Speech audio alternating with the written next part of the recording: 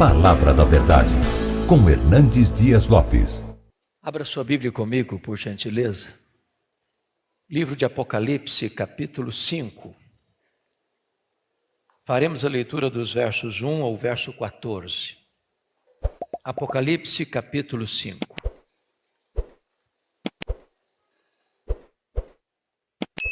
Esse texto diz assim: Vi na mão direita daquele que estava sentado no trono um livro escrito por dentro e por fora, de todo selado com 7 selos. Vi também um anjo forte que proclamava em grande voz: Quem é digno de abrir o livro e lhe desatar os selos? Ora, nem no céu, nem sobre a terra, nem debaixo da terra, ninguém podia abrir o livro, nem mesmo olhar para ele.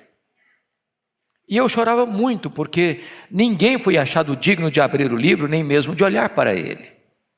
Todavia, um dos anciãos me disse: Não chores, eis que o leão da tribo de Judá, a raiz de Davi, venceu para abrir o livro e os seus 7 selos. Então, vi no meio do trono e dos 4 seres viventes, e entre os anciãos de pé, um cordeiro como tendo sido morto. Ele tinha 7 chifres, bem como 7 olhos, que são os 7 Espíritos de Deus enviados por toda a terra. Veio, pois, e tomou o livro da mão direita daquele que estava sentado no trono. E quando tomou o livro, os 4 seres viventes e os 24 anciãos prostraram-se diante do cordeiro, tendo cada um deles uma harpa e taças de ouro cheias de incenso, que são as orações dos santos, e entoavam um novo cântico dizendo: Digno és de tomar o livro e de abrir-lhe os selos, porque foste morto e com o teu sangue compraste para Deus os que procedem de toda tribo, língua, povo e nação, e para o nosso Deus os constituíste reino e sacerdotes, e reinarão sobre a terra. Vi e ouvi uma voz de muitos anjos ao redor do trono, dos seres viventes e dos anciãos, cujo número era de milhões e milhares de milhares, proclamando em grande voz: Digno é o cordeiro que foi morto de receber o poder e riqueza e sabedoria e força e honra e glória e louvor. Então, ouvi que toda criatura que há no céu e sobre a terra, debaixo da terra e sobre o mar, e tudo que neles há, estava dizendo: Àquele que está sentado no trono e ao Cordeiro, seja o louvor e a honra e a glória e o domínio pelos séculos dos séculos. E os 4 seres viventes respondiam: Amém. Também os anciãos prostraram-se e adoraram. Amém. Esse texto, irmãos, abre as cortinas da história e revela para nós que Deus tem o controle do futuro. O homem sempre quis decifrar o futuro. Os historiadores opinam sobre isso. Os sociólogos opinam sobre isso. Os antropólogos definem sobre isso, opinam sobre isso. Os futurólogos, os filósofos também tentam decifrar o futuro. Mas quem pode fazê-lo? A história é um enigma para o homem. Nós não enxergamos nas dobras do futuro. Nós não enxergamos na curva. O homem não tem esse controle. É por isso que surgem filosofias e mais filosofias para tentar interpretar a história. Os gregos já faziam isso, achando que a história é cíclica. Que o que é hoje, o que foi ontem, e o que é hoje será amanhã, e a história não caminha para uma consumação. Mais recentemente, os existencialistas ateus afirmam que a história não tem propósito, a história não tem significado, não há um plano, portanto não há esperança. Os teóricos que trataram desta matéria não ofereceram nenhuma ajuda. Por exemplo, Friedrich Hegel disse no seu livro Filosofia da História que os povos e os governos nunca aprenderam da história. O primeiro-ministro da Inglaterra, Winston Churchill, disse que os homens cresceram no conhecimento, na tecnologia, na ciência, no saber, mas não evoluíram moralmente. Sob pressão, o homem moderno é capaz de fazer as mesmas atrocidades das eras primitivas. O historiador Gibbon, no seu livro Declínio e Queda do Império Romano, foi mais pessimista ao dizer que a história é pouco mais que um registro dos crimes, das loucuras e dos infortúnios da humanidade. Mas no passado, um autor tão decantado, Thomas More, escreveu o seu livro Utopia. E nesse livro, com um otimismo irreal, com um romantismo até, disse que chegaria um tempo em que nós construiríamos com as nossas próprias mãos um paraíso na terra. E por um tempo a humanidade chegou a sonhar isso, a pensar que isso era possível. Até que, em pleno século passado, século XX, nós fomos assaltados, esmagados por duas sangrentas guerras mundiais. 1914, 1918, Primeira Guerra Mundial, mais de 30 milhões de pessoas mortas. Não aprendemos a lição? 1939 a 1945, a Segunda Guerra Mundial, mais de 60 milhões de pessoas mortas. E não aprendemos a lição. Nós acumulamos arsenais e mais arsenais, a ponto de Mikhail Gorbachev, no seu livro Perestroika, em 1985, afirmar que nós já temos um arsenal tão poderoso para destruir que o que nós já temos armazenado daria para destruir o planeta Terra 27 vezes. O mundo está como uma panela de pressão. Vocês bem acompanham os acontecimentos. Há uma angústia, há uma perplexidade entre as nações. Para onde a história caminha? Esse texto, amados irmãos, nos oferece uma grande esperança. Esse texto é a resposta para as nossas indagações. Esse texto aponta para nós que a história não está ao léu, sem rumo, como um barco à deriva, jogado pelas ondas revoltas do mar da vida. A história está nas mãos do Cordeiro de Deus, o nosso glorioso Redentor. Então eu gostaria que vocês acompanhassem comigo algumas lições do texto. A primeira delas é que o Deus que está no trono do universo tem um propósito para a sua vida e para a história da humanidade. Confira comigo, por gentileza, o verso 1. Toda a igreja comigo, por favor, lendo o verso 1.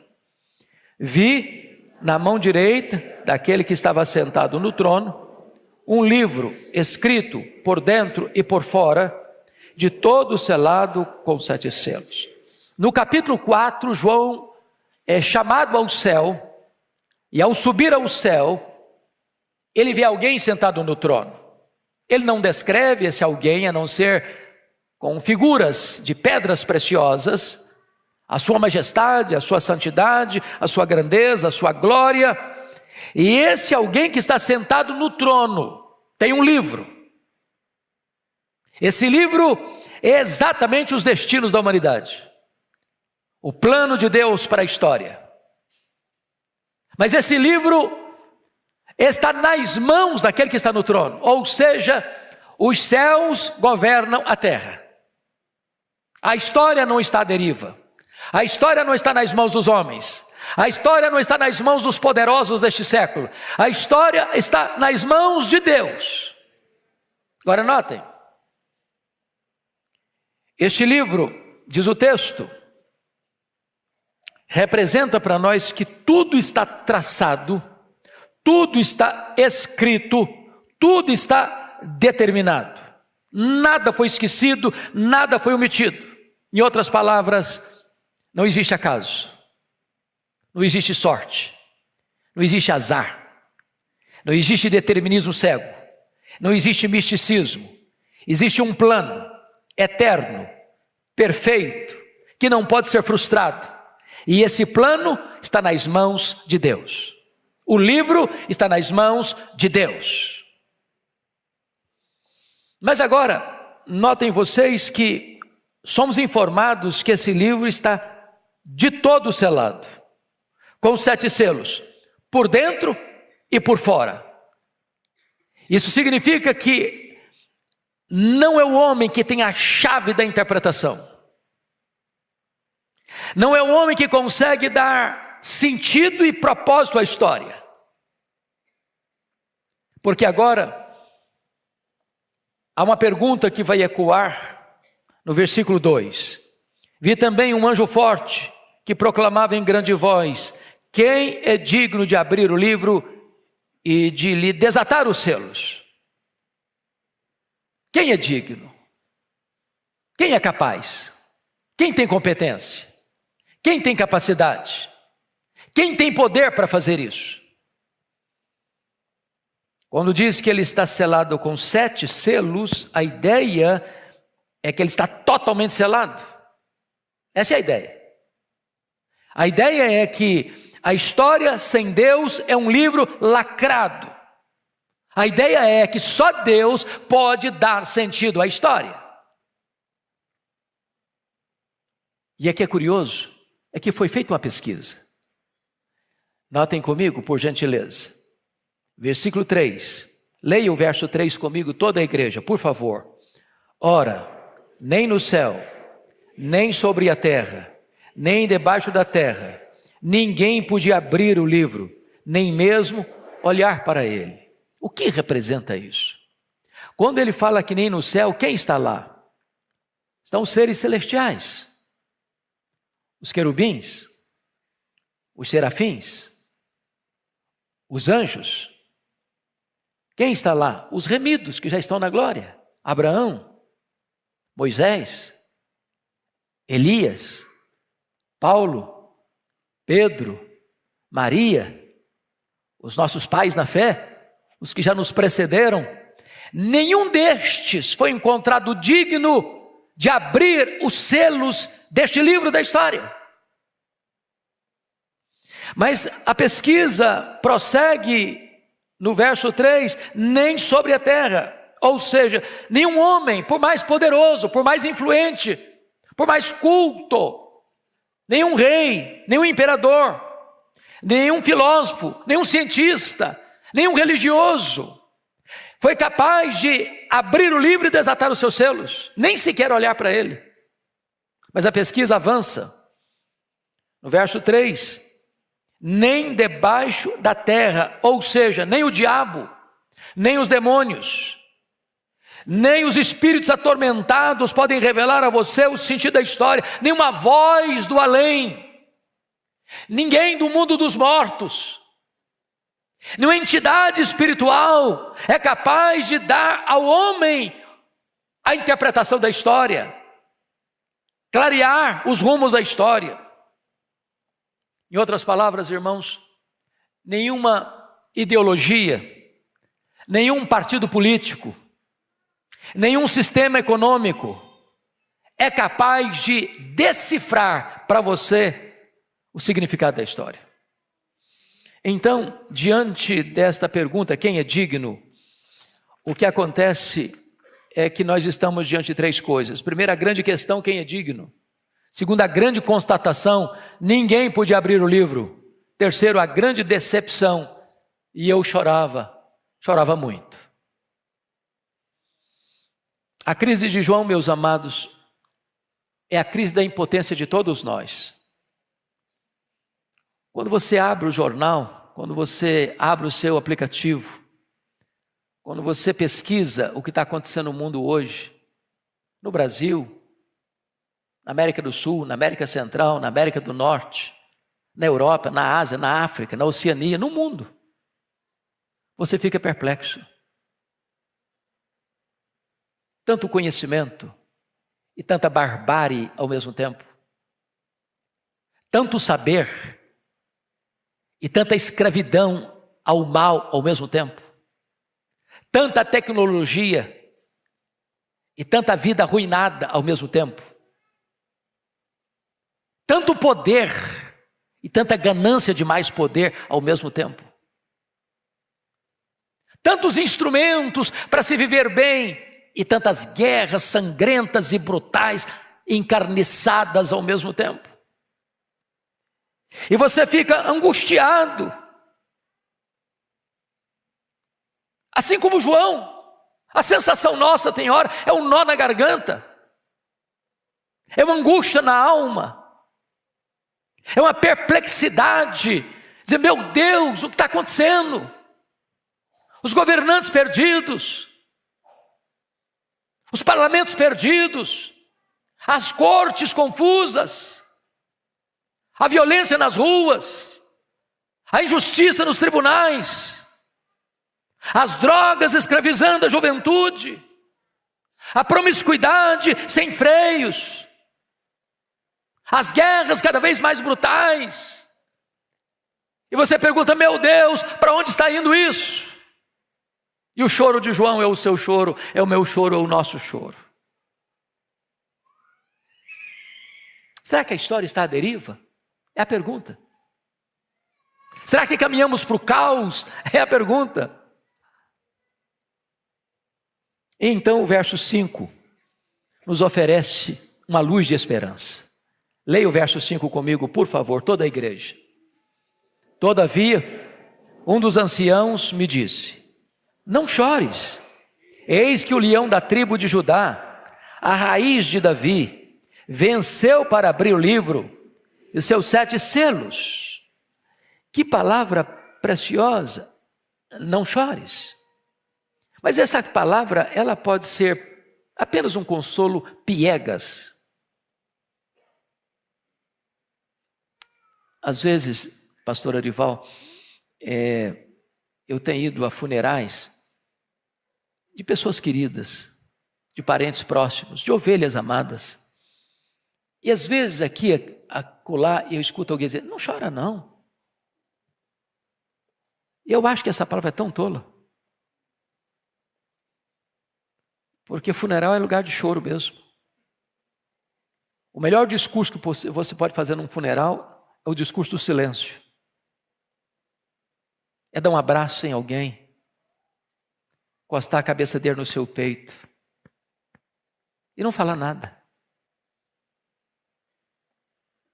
Mas quando João escuta isso, não chores, não é um conselho vazio, não é uma palavra vazia. Ao mesmo tempo ele vai mostrar a solução, não chores, porque o digno procurado é o digno encontrado.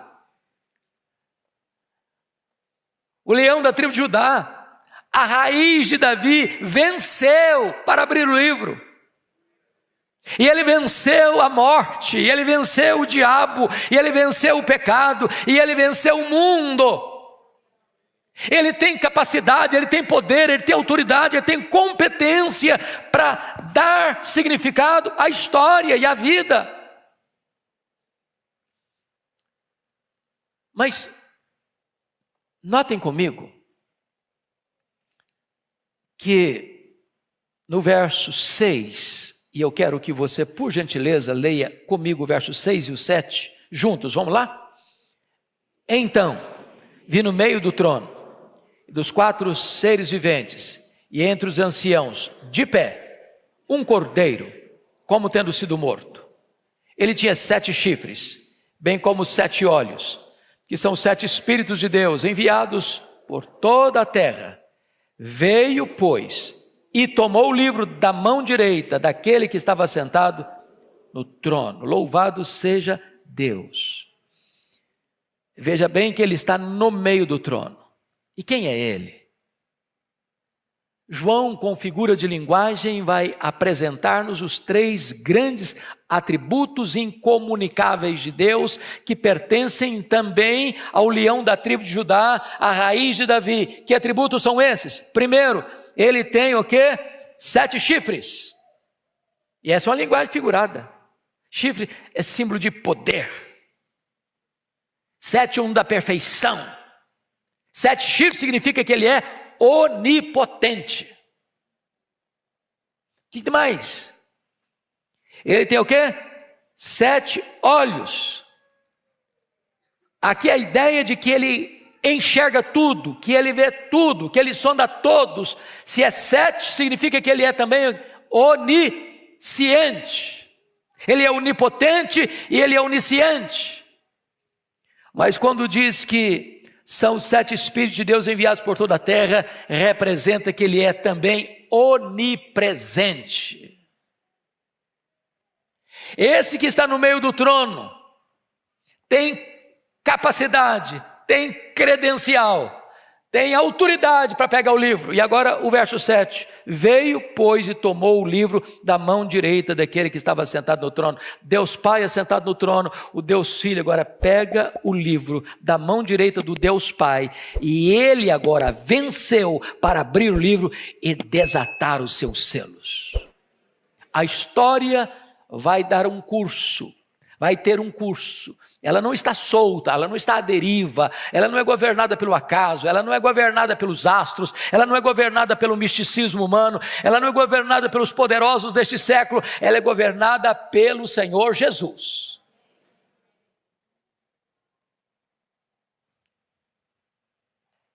Pois bem, vejam vocês que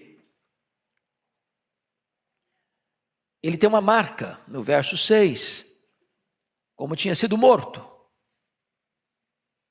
Ele tem uma posição, ele está de pé, e ele tem um lugar, ele está no meio do trono, e agora o livro está na mão dele. Bom, vamos agora a uma outra parte desta mensagem, que é a mais prática. A pergunta é, já que o livro da história está nas mãos de Jesus, que é onipotente, é onisciente, é onipresente, é todo-poderoso, quais são as implicações dessa verdade para a nossa vida? E João começa então a elencar quais são essas implicações. Primeira implicação, versículo 8, toda a igreja comigo, por favor, toda a igreja. E quando tomou o livro, os 4 seres viventes e os 24 anciãos prostraram-se diante do Cordeiro, tendo cada um deles uma harpa e taças de ouro cheias de incenso, que são as orações dos santos. Primeira implicação. Agora você pode ter garantia de que as suas orações são ouvidas e são atendidas. Vale a pena orar. Porque o mediador da sua oração é aquele que está com o livro da história nas mãos. Quem está com o livro da história nas mãos é poderoso para fazer incursões na história, para mudar situações na história. Irmãos amados, oração não é apenas para eu me sentir bem. Oração não é apenas para eu ter um momento assim agradável, gostoso. Oração é a coisa mais revolucionária que pode acontecer na sua história. Você está falando com aquele que tem o controle do universo nas mãos. Aquele que pode interferir na história em seu favor. Aquele que pode virar a mesa da história, mudar o placar do jogo da sua vida. Aquele que pode fazer milagres extraordinários, aquele que pode fazer com que a mulher estéril seja alegre mãe de filhos, aquele que pode abrir a vista aos cegos, aquele que pode fazer os coxos andarem, os surdos ouvirem, os mudos falarem, os mortos ressuscitarem, aquele que tem todo o poder, toda a autoridade nos céus e na terra. Para ele você fala, você conecta a fraqueza humana à onipotência divina, você conecta o altar da terra com o trono do céu. Quando você ora, você aciona o braço do todo-poderoso Deus em seu favor. Vale a pena orar. Faz sentido orar. Segundo lugar, leia comigo o verso 9, por gentileza. Toda a igreja. E entoavam novo cântico, dizendo: digno és de tomar o livro e de abrir-lhe os selos, porque foste morto e com o teu sangue compraste para Deus os que procedem de toda tribo, língua, povo e nação. Verso 10. E para o nosso Deus os constituíste reino e sacerdote, e reinarão sobre a terra. Então preste atenção nisso, vale a pena, irmãos, evangelizar. Parece que o tema do nosso culto é este. Sabe por que vale a pena evangelizar? Porque Jesus já comprou com seu sangue. O que comprou com seu sangue? Gente de todo grupo étnico, tribo. Gente de todo grupo linguístico, língua. Gente de todo grupo político, povo. Gente de todo grupo social, nação. Já comprou. Em outras palavras, ao morrer na cruz, Jesus não apenas possibilitou a salvação. A morte dele foi vicária, foi substitutiva. Ele morreu pela sua igreja, ele deu a sua vida pelas suas ovelhas, e agora todos aqueles por quem Cristo comprou com o seu sangue, cabe-nos a nós levarmos esta mensagem do Evangelho e chamarmos essa pessoa com a gloriosa mensagem da salvação, e estas pessoas, ao ouvirem este Evangelho, o tampão será tirado dos ouvidos, a venda será tirada dos olhos, o coração de pedra vai ser trocado por um coração de carne, e as pessoas vão se render ao Salvador Jesus Cristo, nosso Senhor. Bendito seja Deus. A tarefa de evangelização não é fracassada. Pastor Arival, desculpe dizer isso, para mim foi um dos mais lindos sermões que eu já ouvi do senhor. O senhor chegou e falou: a mensagem hoje eu tenho o sermão. Como é que é ter a mensagem? Eu não tenho o sermão. O senhor tinha o sermão e a mensagem. A missão que a igreja está engajada é uma missão poderosa e vitoriosa. Poderosa e vitoriosa. Deus tem os seus. E quando nós levamos o Evangelho, o Senhor chama a todos aqueles que o Pai, desde a eternidade, amou, porque em Cristo, na cruz do Calvário, morreu e comprou com o seu sangue. Terceiro lugar. Isso deve levar-nos a tomar posse da nossa mais alta posição espiritual. Leia o verso 10 comigo, por favor. Vamos repetir o 10. E para o nosso Deus, os constituíste reino, sacerdotes, e reinarão sobre a terra. Vocês bem sabem que lá no Antigo Testamento, um sacerdote não podia ser rei, um rei não podia ser sacerdote. Quando o rei Uzias, do alto da sua arrogância, quis ocupar a função de sacerdote e ficou leproso. Mas Jesus ocupou a função de rei e de sacerdote. Ele é o rei dos reis, ele é o sumo sacerdote. E agora, quando você crê nele, você é constituído rei e sacerdote. Agora você tem o sacerdócio real. Eu quero lhe dizer que corre nas suas veias mais que sangue azul. Você é filho do Rei dos Reis e do Senhor dos Senhores. Ele não apenas vai levar você para o céu, ele vai levar você para o trono. Agora, aqui, você e eu já reinamos com Ele, porque estamos assentados com Ele nas regiões celestiais, acima de todo principado e potestade. E quando formos para lá, nós assentaremos em tronos e nós reinaremos com Ele, nós seremos corregentes com Ele para julgar o próprio mundo e os anjos. Mas, em quarto lugar, o fato de Jesus estar com o livro da história nas mãos,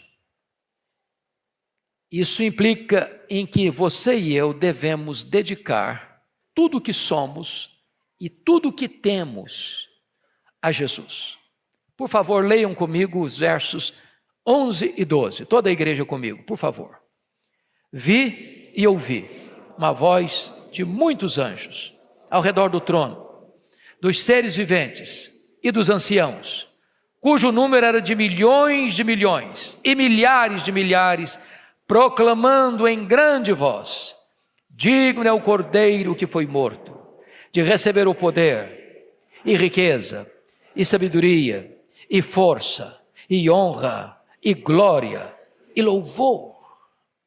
Ele é digno de receber isto aqui, digno de receber o poder, digno de receber a riqueza, digno de receber a sabedoria, digno de receber a força, digno de receber a honra, digno de receber a glória, digno de receber o louvor. É Ele que é digno, não é nenhum homem, nenhuma instituição. É Jesus que é digno. Então entregue na mão dele todo o poder, toda a riqueza, toda a sabedoria, toda a glória, toda a honra, todo o louvor. A nossa vida é para Ele, o nosso culto é para Ele, a igreja é dele, nós vivemos para a glória dele. Ele é a razão de todas as coisas, Ele é o centro de todas as coisas, tudo converge nele, tudo tem sentido nele. Então, o que você vai perceber daqui para frente é que aquele que foi procurado, aquele que foi encontrado, agora ele é plenamente adorado. Eu chamo a sua atenção que ele é adorado por quem ele é. Versículo 5 a 7 diz que ele é o leão da tribo de Judá, ele é a raiz de Davi, e ele é o cordeiro que foi morto. Segundo, ele é adorado por onde ele está. Está escrito que ele está no meio do trono. Terceiro, ele é adorado por aquilo que ele fez. Em outras palavras, ele comprou-nos para Deus, e ele nos constituiu reino e sacerdotes para Deus. Quarto, ele é adorado por aquilo que ele tem. Ele tem adoração de todo o universo, de toda a criatura.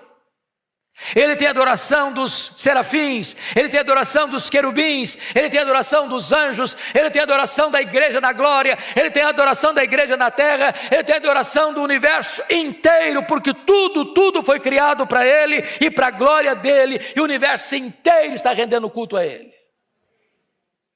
É por isso que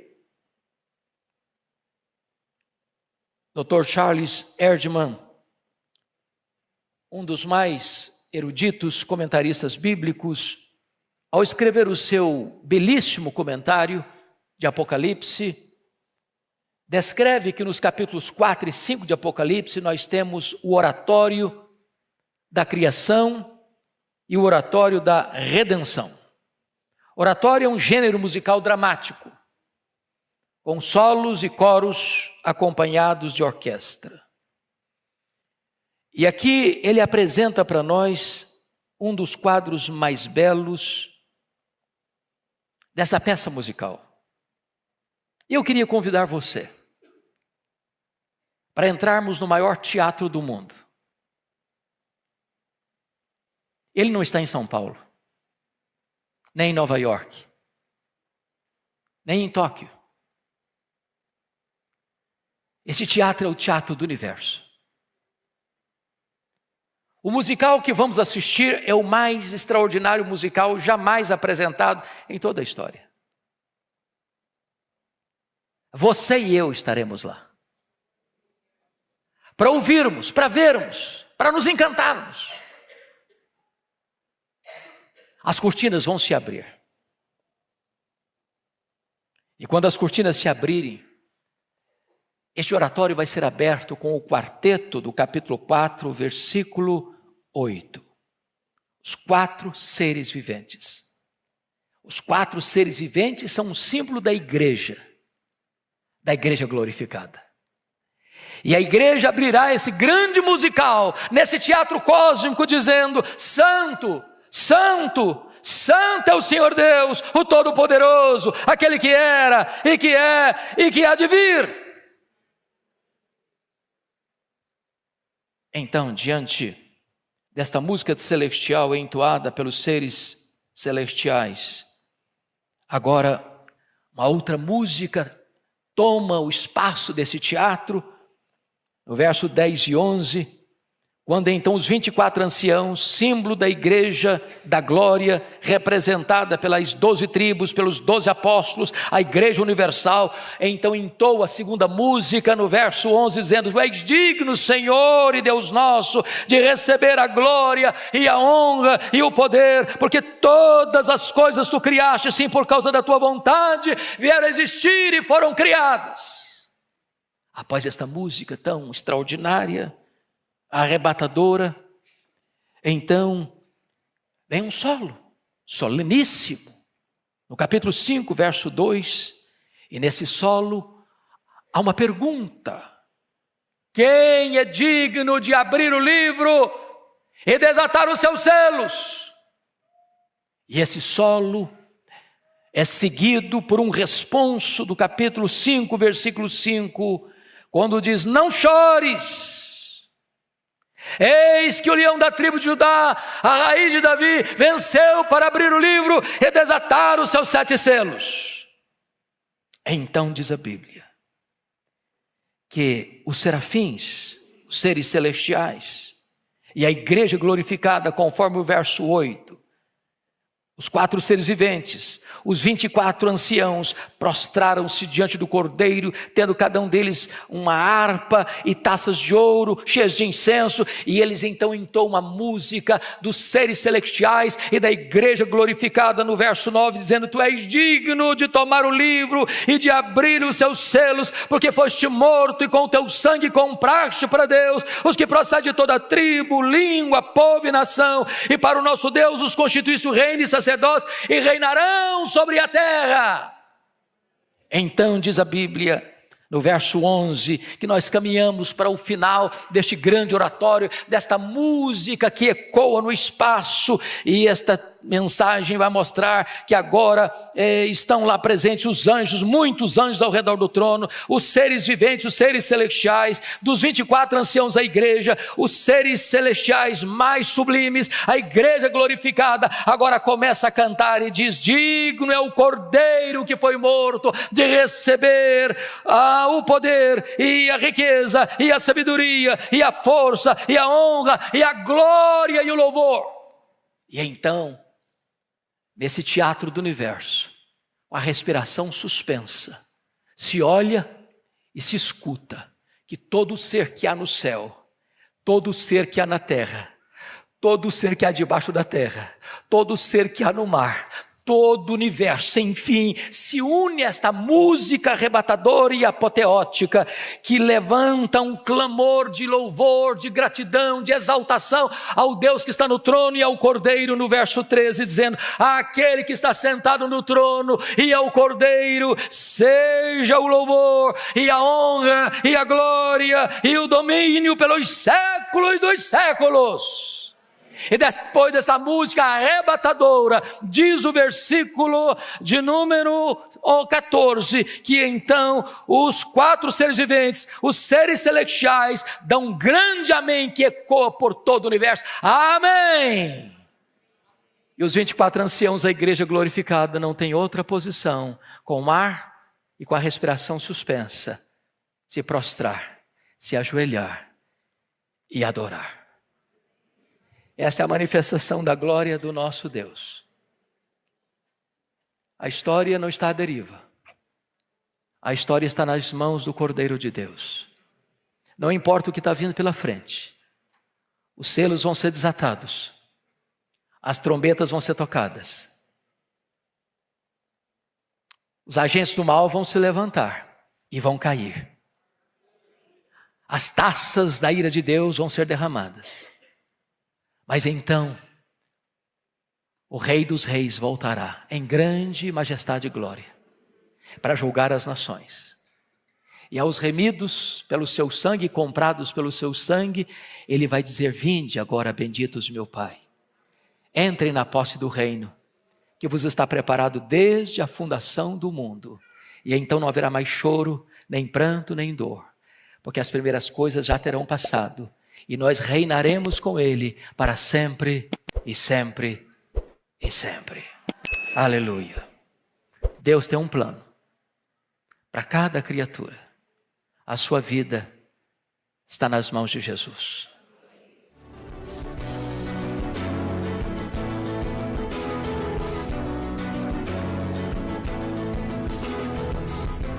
Palavra da Verdade, com Hernandes Dias Lopes.